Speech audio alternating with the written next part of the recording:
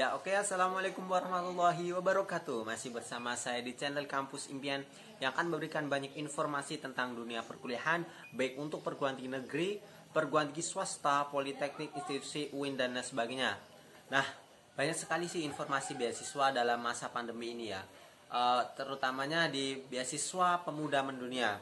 Jadi sebelumnya Kak sudah menjelaskan tentang pendidikan pemuda Indonesia, lalu ada beasiswa Global Youth Action, dan ada beasiswa arah pemuda. Jadi semuanya kategorinya ada pemuda, karena pemuda adalah agen perubahan dari sebuah konstitusi yang revolusinya gitu.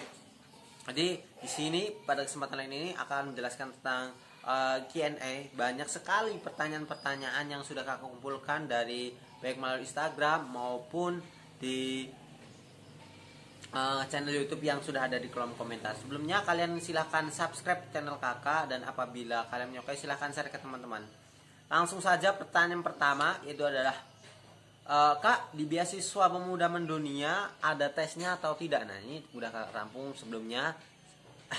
Jadi untuk beasiswa pemuda mendunia itu tidak ada yang namanya tes, baik maupun tes tertulis maupun tes secara online. Jadi kemungkinan besar nanti akan wawancara. Wawancara itu misalnya seperti formal-formal gitu, yang ditanyain tentang data diri, lalu semangat, motivasi, dan lain sebagainya. Jadi tidak ada yang namanya tes. Jadi ini hanya seleksi berkas. Maka dari itu pada seleksi berkas, upload berkas itu harus kalian cermati apa yang menjadi prioritas. Misalnya nih kalian untuk surat keabsahan dokumen, lalu ada surat foto diri dan lain sebagainya, sket rapot, KHS atau lain sebagainya.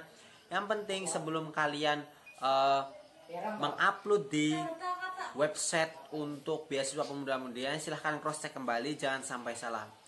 Lalu selanjutnya, Kak, masing-masing kategori peluangnya berapa orang? Jadi beasiswa pemuda mendunia itu kan ada pembukaan untuk 4 jalur. Yang pertama yaitu beasiswa untuk jalur SMK, SMA, MA, dan sederajat, mahasiswa berprestasi, mahasiswa kurang mampu, dan pemuda aktivis. Jadi untuk satu kategori itu ada kuota 10 awards. Jadi total ada 40 yang diterima. Jadi peluang buat kalian untuk mendapatkan beasiswa pemuda mendunia ini insya Allah sangat lebar. Karena di beasiswa yang lain biasanya hanya tertentu dan hanya beberapa yang diterima. Tetapi untuk beasiswa pemuda mendunia ini dibuka untuk 40 orang yang terpilih. Lalu selanjutnya ada pertanyaan, Kak, kalau mahasiswa akhir dan tidak aktif organisasi boleh mendaftar atau tidak? Nah, ini penting sekali karena beasiswa pemuda mendunia ini untuk S1 dan S2, D3 dan D1 juga. Untuk mahasiswa yang tingkat akhir, kalian boleh mendaftar asal kalian mendaftar di jalur prestasi, karena kalian tidak aktif organisasi, gitu kan ya. Biasanya kalau orang yang aktif organisasi itu mempunyai surat keaktifan organisasi dari pihak organisasi internal maupun eksternal. Kalaupun internal itu seperti BEM, KSR, lalu Kopma, dan lain sebagainya. Kalau eksternal itu ada PMII, GMKI, GMED, KMNU, dan lain sebagainya. Nah, itu adalah salah satu organisasi eksternal.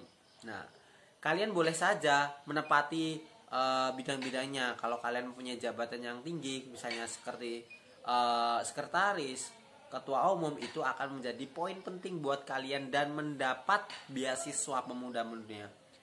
Selanjutnya ada pertanyaan lagi, Kak, mahasiswa luar Indonesia boleh mendaftar atau tidak? Nah, ini perlu kalian ketahui, untuk persyaratan umumnya sudah ada 4 jalur, yaitu warga negara Indonesia.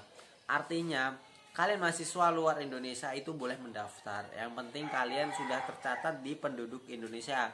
Bisa dibuktikan dengan menggunakan KTP, kartu tanda penduduk. Apabila kalian tidak mempunyai, silahkan kalian untuk membuat keterangan pendudukan Indonesia di desa masing-masing, bisa di kantor kepala desa ataupun lain sebagainya. Nah, kalian cantumkan saja pernyataan bahwa kependudukan Indonesia ini dilakukan atau dibuat untuk keperluan beasiswa. Insya Allah akan dipermudah dan akan dijalankan sesuai yang ada. Jadi itu beberapa question and answer. Apabila ada pertanyaan lagi silahkan tulis kolom komentar ya. Karena penting sekali untuk beasiswa pemuda mendunia ini, banyak sekali pemuda yang berkompetisi untuk kalian mendaftar di beasiswa pemuda mendunia. Semoga doakan untuk kalian lolos, dan ingat untuk yang kali ini jangan sampai ada yang salah upload. Jadi sebelum kalian mengupload dokumen ini silahkan kalian cross check kembali ini sudah benar atau belum. Kalau sudah silahkan kalian upload, dan sebelum kalian upload itu kalaupun ada hard file yang perlu ditangani silahkan ditangani. Semoga berhasil dan lolos di beasiswa pemuda mendunia. Wassalamualaikum warahmatullahi wabarakatuh. Semangat terus dan semoga berkah ilmunya.